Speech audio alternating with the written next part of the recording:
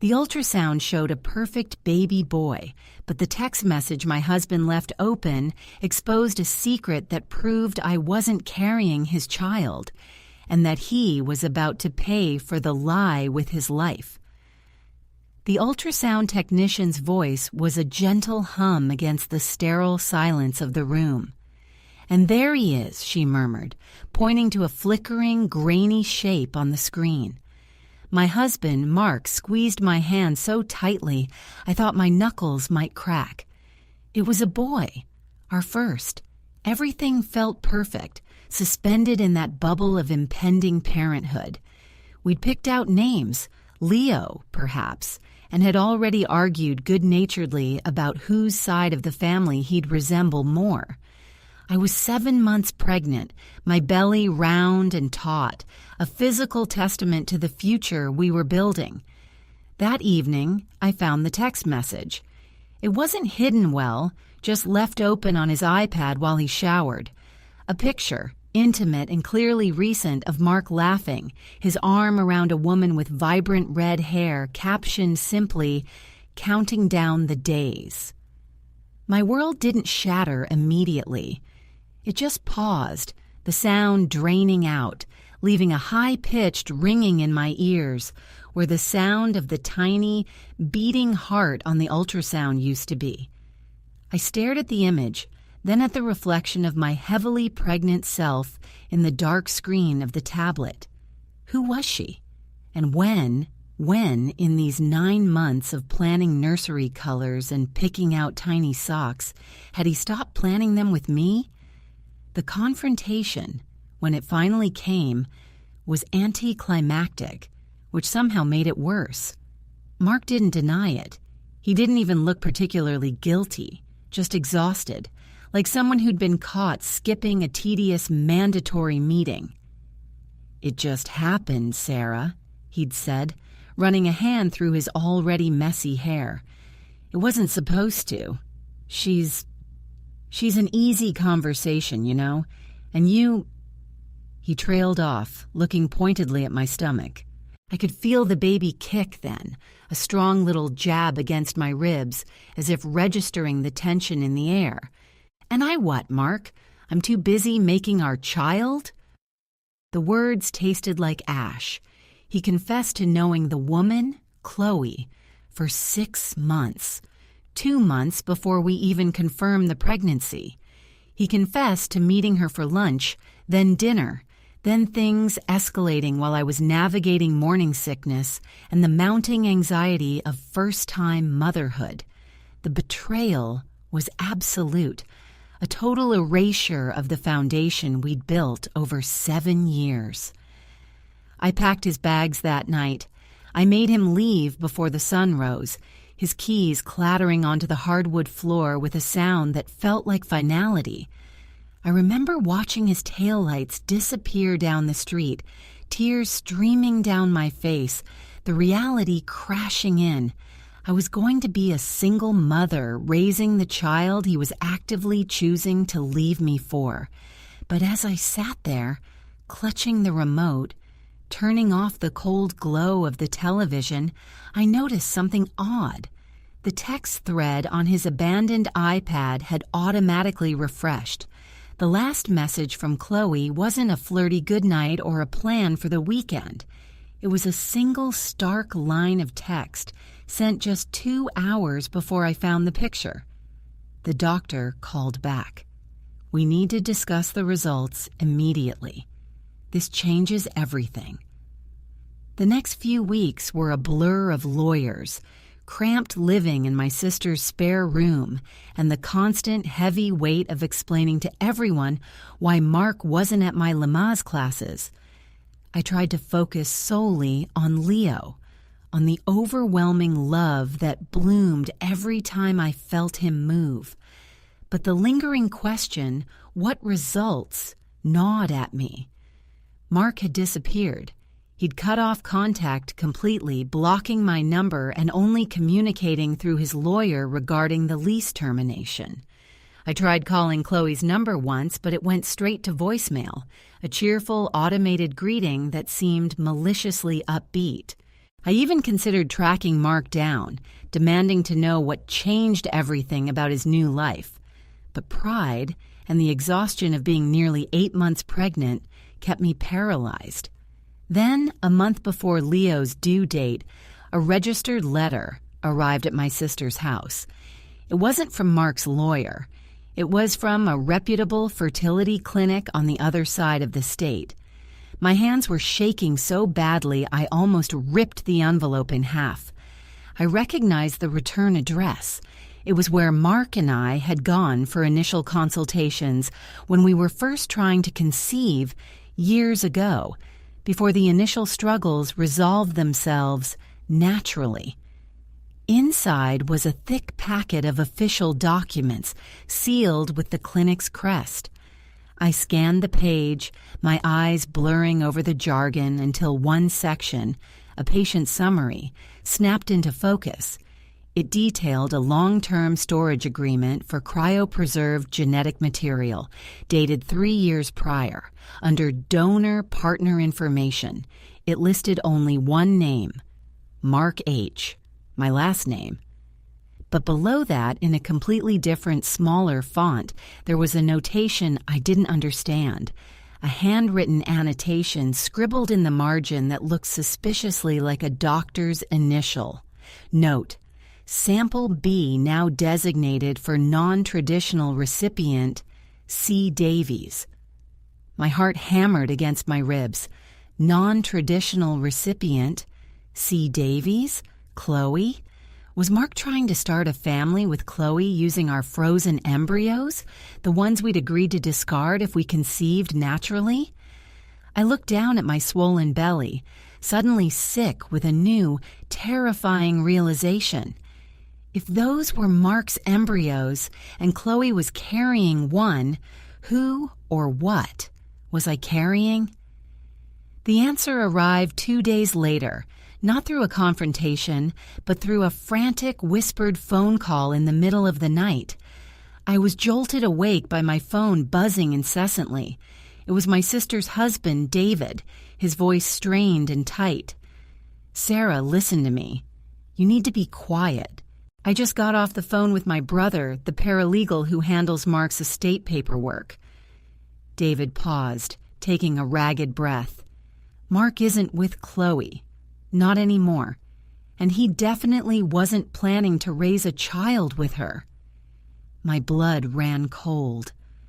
"What are you talking about, David? He left me for her." David hissed. "That's the cover story, Sarah. The paperwork is messy, but the truth is worse. Mark was under immense pressure. You know how serious his father's business dealings were getting. They were facing massive SEC scrutiny.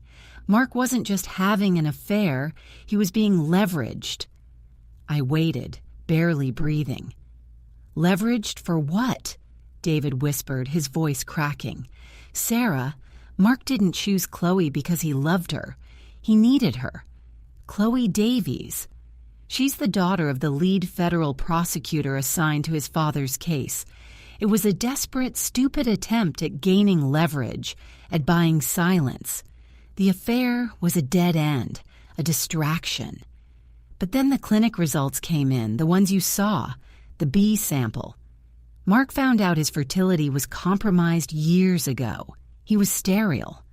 The baby you're carrying, Leo, was conceived via donor sperm, Sarah. He knew. My knees buckled. I gripped the bedside table, the cheap wood digging into my palm. Mark wasn't the father of our child. He was leaving me for a political pawn, and he knew the truth about paternity all along. But if Mark wasn't the father, and he was sterile, then who was the donor? And why did the clinic note mention Chloe Davies as the recipient of Sample B? I spent the next morning researching Chloe Davies' family history, cross-referencing public records with the scant details I knew about Mark's impending legal disaster. The more I dug, the more convoluted the lie became. Chloe wasn't just the prosecutor's daughter. Her family owned a chain of private equity firms that Mark's company had been trying to acquire for years. a much more concrete form of leverage than a simple affair. The affair was just the icing on the corruption cake. Then I found a tiny, obscure article from a local paper dated nearly a year ago.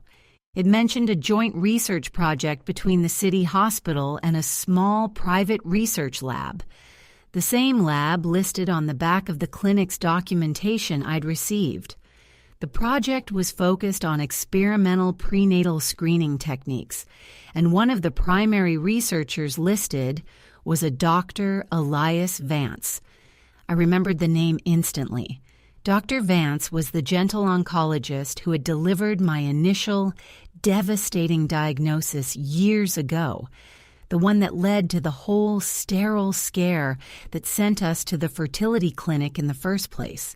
He told me I had less than a 5% chance of natural conception. I had dismissed it as a dark memory, something we overcame. I called the clinic back, demanding to speak to someone, anyone, about the frozen samples and the notation regarding Chloe Davies. After being bounced through 3 different departments, a sympathetic records manager finally pulled the file. She confirmed the initial report. Mark was sterile. She confirmed sample B was designated for Chloe Davies, but then she delivered the final blow, the one that unraveled every single thread of my reality. "Ms. Sarah," the woman said slowly, "I'm truly sorry, but there appears to be a clerical error we missed during the transfer process of your file from 3 years ago. Mark H. was sterile, yes, but the sample designated for you, sample A, that sample was sourced from an anonymous high-quality donor pool, not Mark. The notation about Chloe Davies was a cross-reference error with another client. We apologize profusely. The donor for your pregnancy, Sarah, is completely unknown to us other than his genetic profile matching a high-success rate pool." I hung up the phone, my vision tunneling. Unknown donor. Mark knew. He knew he wasn't the father, but he stayed. Let me carry the child for 9 months. Let me plan a life around him. But if Mark wasn't the father, and Chloe was using a different sample, sample B, why did Mark risk everything, his reputation, his freedom, his marriage, to get close to the prosecutor's daughter? And if the donor was truly anonymous, then who was I about to give birth to? I walked over to the mirror, placing both hands protectively over Leo, who decided that exact moment to give the most violent, persistent series of kicks I had ever felt, as if warning me about something I was still blind to. Then my phone buzzed again, a text from an unknown number. It was a single picture, not of Mark, but of a man I recognized dimly from the background of one of Chloe's social media posts, a man with kind eyes and a surprisingly familiar hairline. The caption underneath read, "He looks just like me." The photograph was unsettlingly clear. It showed the man, a stranger yet unsettlingly familiar, holding a newborn, his face beaming with the pure, uncomplicated joy that had been entirely absent from Mark's features throughout my pregnancy. The man in the photo had my eyes, not Mark's eyes, which were a dull, standard brown, but the sharp, intelligent green that I inherited from my own mother. I recognized the hairline instantly, too, the slight widow's peak that ran in my family, the very trait I'd always hoped Leo would inherit. My breath hitched. The unknown donor. The anonymous, high-quality profile that led to Leo. It wasn't anonymous at all. It was someone connected to me. Someone whose genetics mirrored mine enough to create this startling resemblance. I frantically searched the name associated with the photo. It wasn't a name, just a digital tag linked to a private online forum dedicated to rare medical research foundations. I clicked the link, my heart hammering a frantic rhythm against my ribs, the baby below kicking in time with the rising panic. The forum, I quickly learned, was a private network for donors and recipients connected to a pioneering and highly controversial experimental fertility treatment program that operated in partnership with the clinic where Mark and I had first gone. The program specialized in using genetically matched gametes in cases of presumed sterility, often requiring absolute confidentiality. I scrolled through the thread, my fingers trembling, until I found a post dated 5 years prior. It was a thank you note from a recipient praising a donor Alpha 7 for providing the exact necessary genetic pairing to overcome a complex fertility hurdle. The recipient's profile picture was blurry, but the accompanying text mentioned the recipient was undergoing treatment in the city for an aggressive early-onset cancer diagnosis. I looked back at the man in the photo, the one who looked like me, and cross-referenced his sparse online profile with the medical history I'd managed to dig up about my own diagnosis years ago, the one that led to the visit with Dr. Vance. My diagnosis, deemed highly aggressive, had led to that grim prognosis of near-certain sterility. But I hadn't gone through aggressive chemotherapy. I had only undergone a single minor course of treatment that Dr. Vance had assured me was a low risk. A single course that, apparently, had failed to render me sterile, allowing me to conceive naturally with Mark. Or so I thought. The forum post confirmed it. Donor Alpha 7 was used precisely because the intended recipient had been undergoing treatment for a condition that mirrored mine so closely that the clinic feared cross-contamination with their primary sterile pool.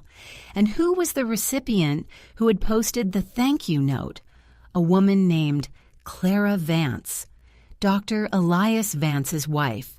The implication slammed into me with the force of a physical blow. Dr. Vance, the gentle oncologist. He hadn't been treating me years ago. He had been treating Clara. And if donor Alpha 7 matched my genetics so closely that he looked like he belonged to my family, it meant only one terrifying possibility. Donor Alpha 7 was biologically related to me. I immediately searched for Dr. Vance's family history, my search history now reading like a fever dream of medical records and outdated genealogy sites.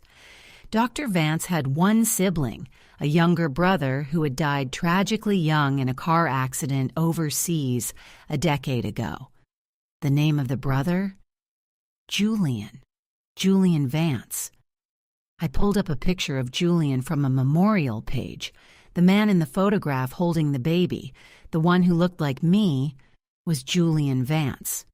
He wasn't the anonymous donor, he was the deceased brother. But the baby in the photo? Who was the mother?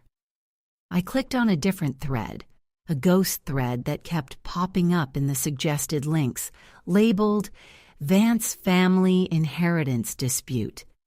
It was an old thread concerning guardianship rights over a child born 5 years ago, right around the time of Clara Vance's initial cancer treatment.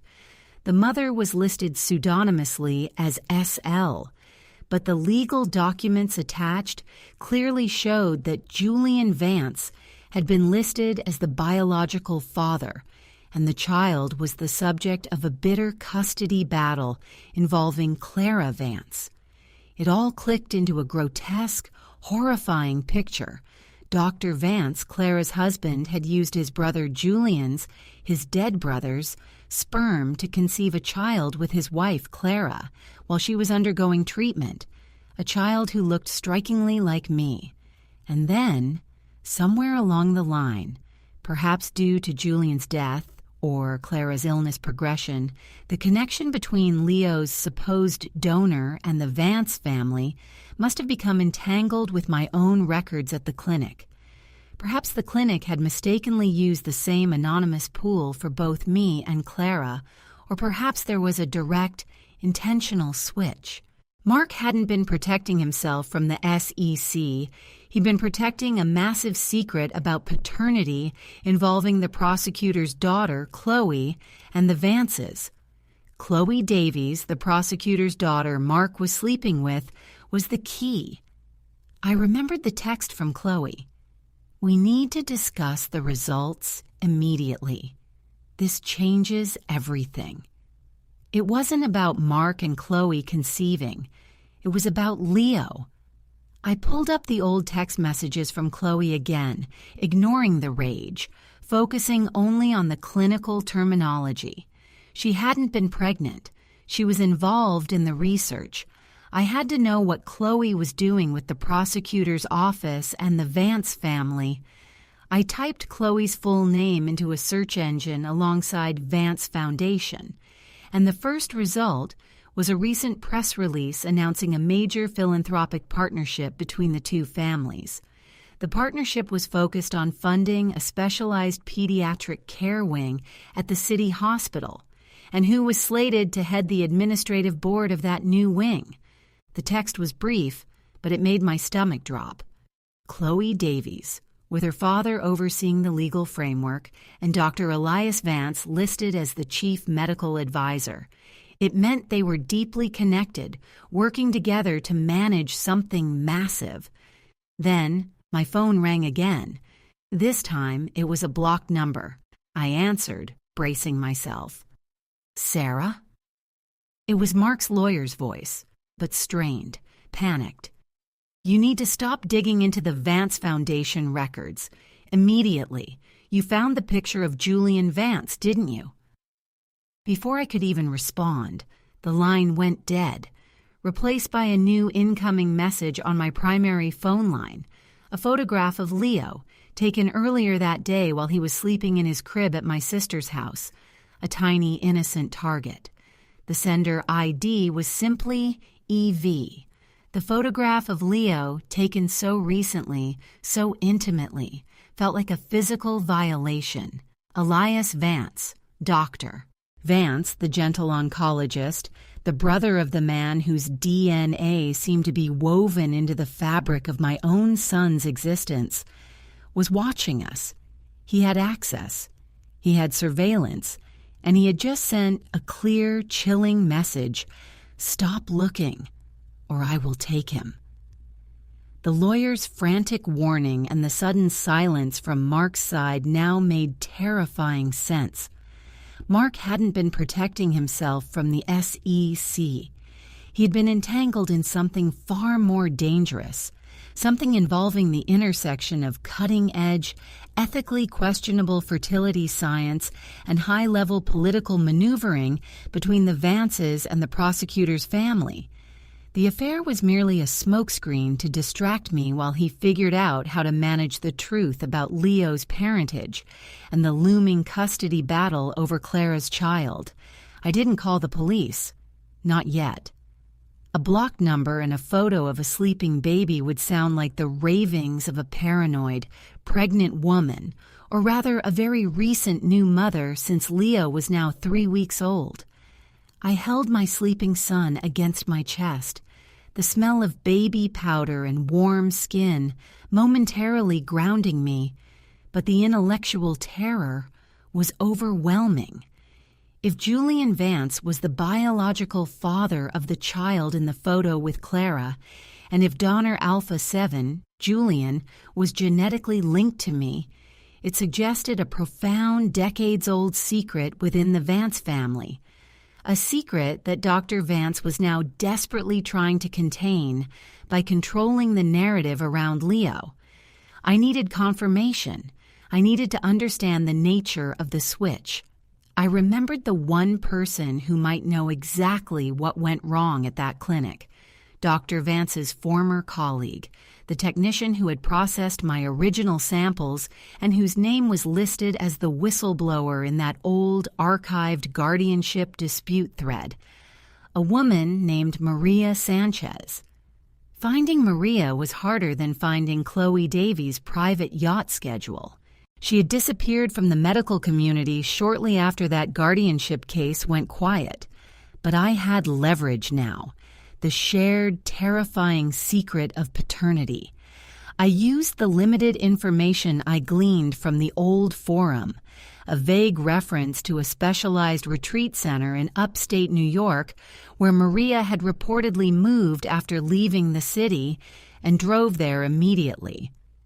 My sister begged me to wait to call the authorities, but the image of Leo under Vance's watch was an adrenaline shot I couldn't ignore.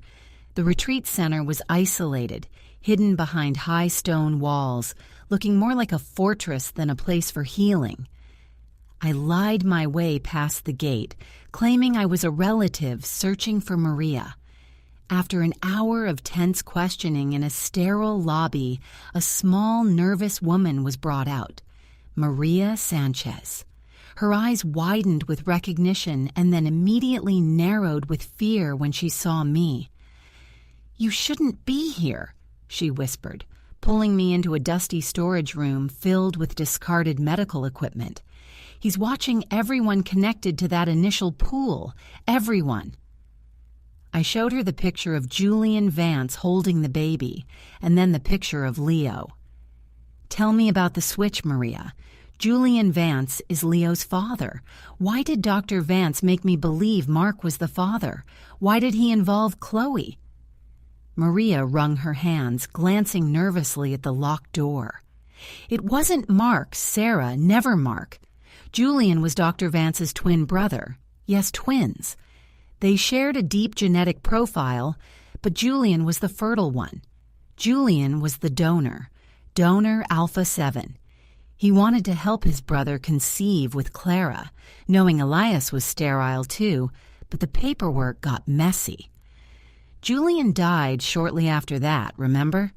The scandal over Clara's son, the custody battle, it threatened to expose Elias's use of illegal donor material. Then you came back into the clinic years later, seeking help, and Elias saw his chance to stabilize the situation. She leaned in close, her voice barely audible over the distant ringing of a center bell. He used Julian's stored, viable sample, the one intended for Clara, and switched it with your sample designation.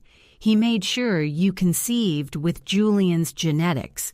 You carried the biological child of the man who looked like you. Mark found out right before the pregnancy was public, realized he was sterile, and panicked. He didn't leave you for Chloe. He was trying to pay Chloe off, using the affair as leverage to buy silence against the Vance cover-up. But Chloe didn't want money, Sarah. She wanted her own stake in the operation. Maria paused, visibly shaking. When Mark ended things with her, Chloe threatened to expose the whole truth about donor Alpha 7 and the Vance's illegal usage. That's why Mark was so desperate. But Elias beat him to it. He used Chloe to manage the narrative. And then he took care of Mark. My chest constricted. Took care of him? What do you mean he took care of Mark? Maria's eyes filled with tears. Mark didn't skip town, Sarah. He didn't just cut contact. When Mark went to confront Elias about the custody agreement over Clara's son, because Mark realized Julian was Julian, Elias made sure Mark vanished. Mark's lawyer was just a distraction to keep you focused on a divorce. Elias got rid of Mark 2 months ago, and now he has you. He already has one of Julian's children, and he won't let Leo go. He wants both. Just as the words left her lips, the heavy metal door to the storage room shuddered violently. A heavy boot slammed against the wood, and a cold, authoritative voice boomed from the other side. "Maria Sanchez, you are in breach of your non-disclosure agreement. Step away from the visitor." The wood of the storage room door groaned under the impact, splintering near the handle.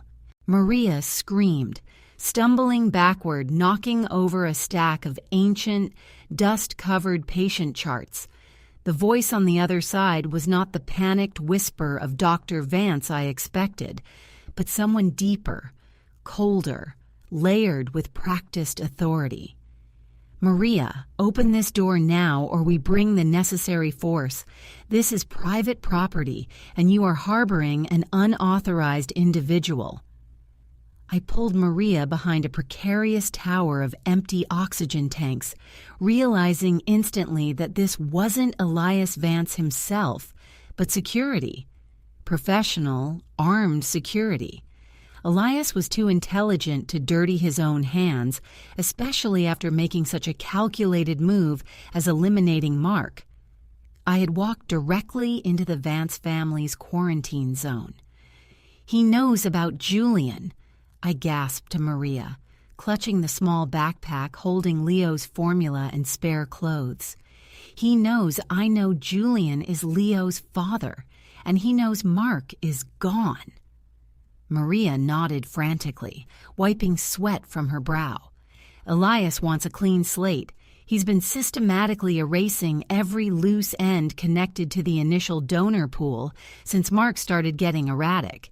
He can't risk having 2 of Julian's children, one officially his wife's, one officially yours, out in the world, especially with the inheritance dispute still simmering." She pointed towards a small, grimy ventilation shaft near the ceiling, barely visible behind the towering tanks. "That leads to the old maintenance tunnels under the west wing. It's the only way out that isn't monitored by the external cameras. Go now, they aren't looking for you yet. They're looking for me to open the door." I didn't hesitate.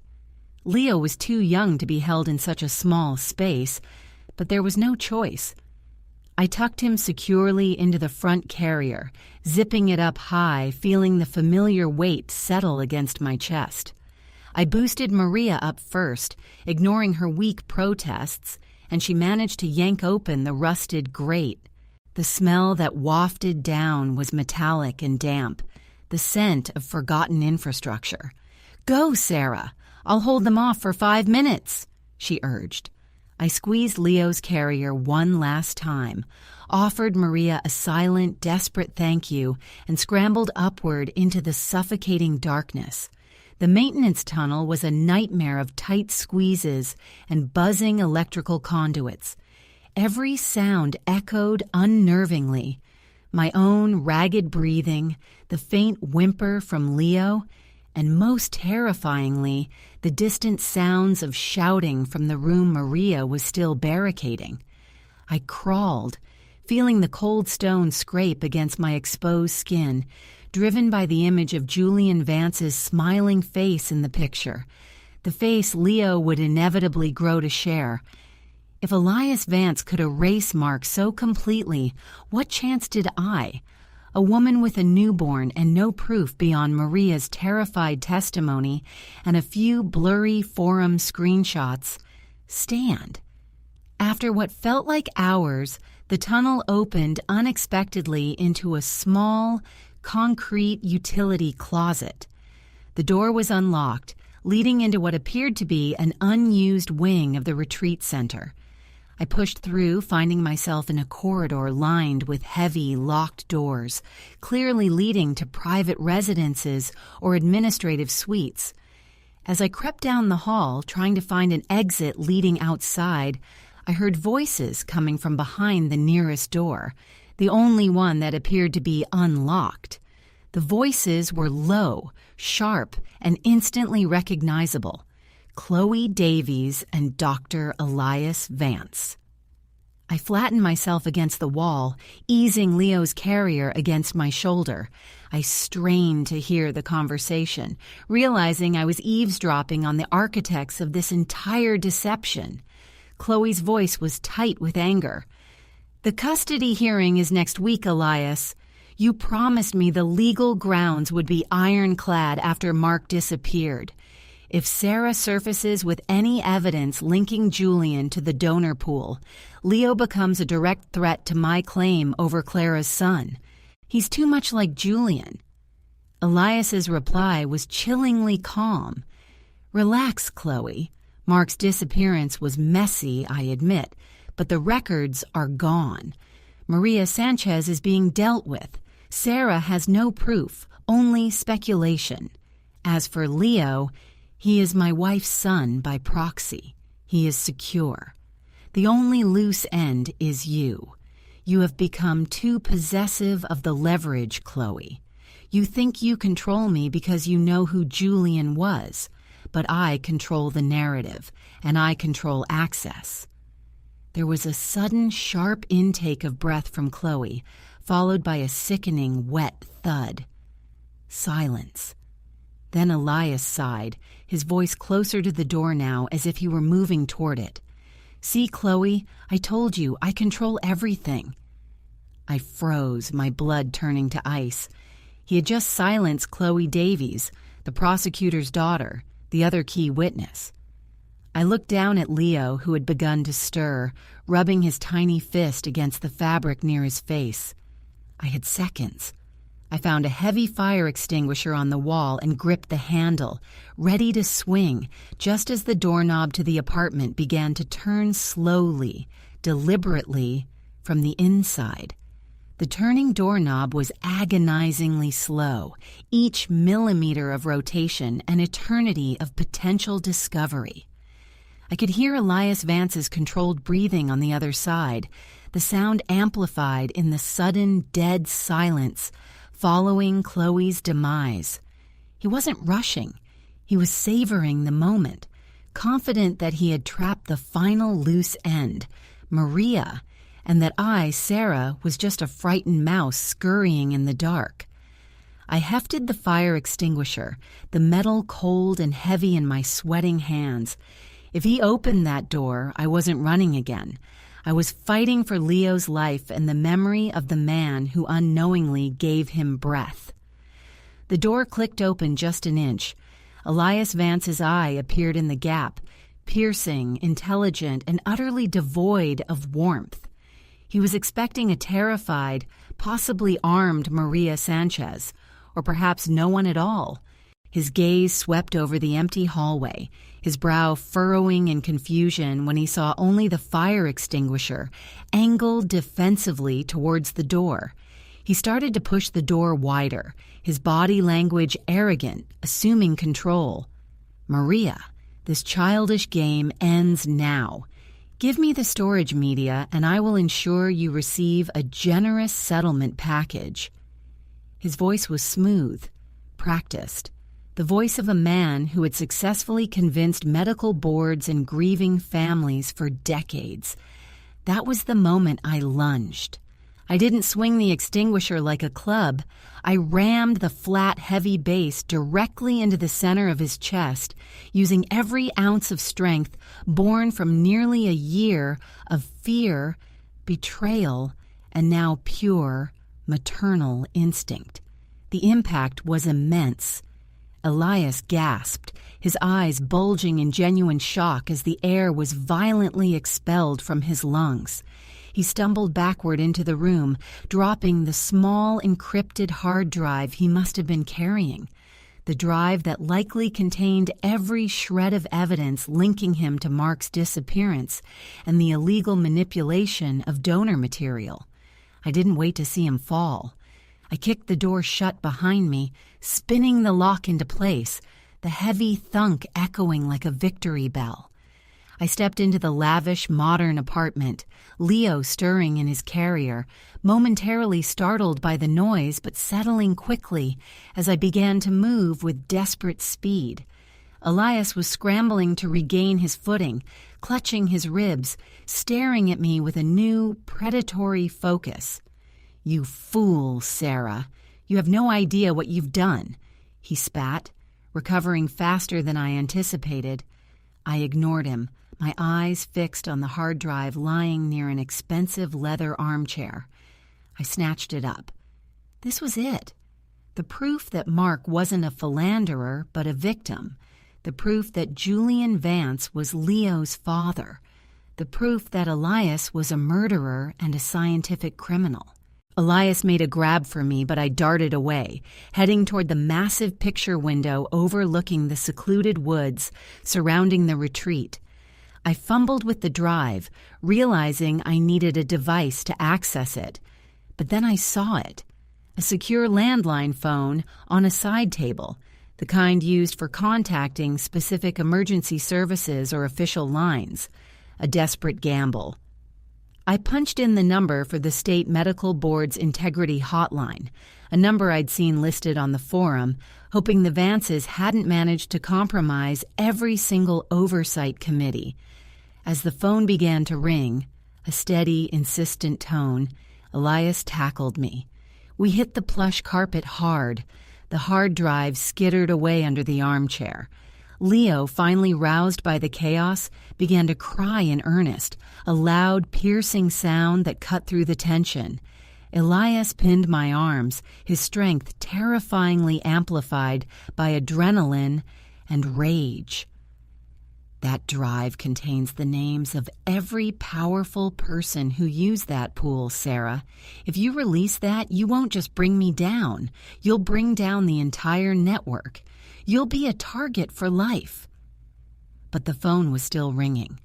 I kicked out wildly, catching him hard in the knee. He roared, momentarily releasing his grip. I lunged for the drive, my fingers brushing the cool metal just as the ringing stopped, replaced by a calm, professional voice on the other end. State Medical Board Integrity Hotline. How may I direct your call? I didn't speak to the receptionist. I didn't have time to explain the complex tapestry of murder, false paternity, and corporate cover-ups. Instead, I looked directly at Elias Vance, whose face was contorted in a mask of pure defeat as he realized his control had slipped.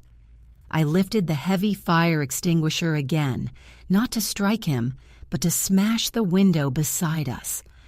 Glass exploded outward in a shower of dangerous shards. "My name is Sarah Hayes," I yelled into the receiver, my voice raw but clear, adrenaline sharpening every syllable. "I have evidence of illegal donor use, fraud, and the murder of Mark Henderson. The evidence is on a small encrypted hard drive under the armchair in the West Wing residence of the Vance Retreat Center. Elias Vance is in the room with me, and he is dangerous. Send authorities now." I dropped the extinguisher, snatched the hard drive, and scrambled through the shattered frame onto the narrow exterior balcony, Leo sobbing but safe inside his carrier. Below, I could hear the faint, distant sound of sirens. Maria must have bought me those precious minutes. Elias burst through the broken window frame behind me, his eyes fixed on the small metal drive in my hand. He made one final, desperate lunge, not for me, but for the drive. As he reached, I didn't hesitate. I flung the hard drive out over the woods, arcing it high into the dense canopy, out of reach of both of us. "If you want it," I shouted down to the now visible security teams swarming the perimeter, "you'll have to go get it." Elias froze, staring at the spot where the drive disappeared into the dark green foliage. In that moment of distraction, the first wave of official vehicles reached the clearing. Lights flashed, illuminating the terrified tableau on the balcony. Elias Vance looked at me, not with rage, but with a profound, cold understanding that his reign was over. He didn't resist as the state troopers rushed onto the balcony, tackling him to the ground with practiced efficiency. I stood there, leaning against the cold stone railing, cradling my crying son, watching the network collapse around the man who tried to steal his identity. Leo finally quieted against my chest, his small hand finding my thumb. The story of betrayal was over. The story of survival and the slow, agonizing truth about Julian Vance and the legacy I now carried was just beginning.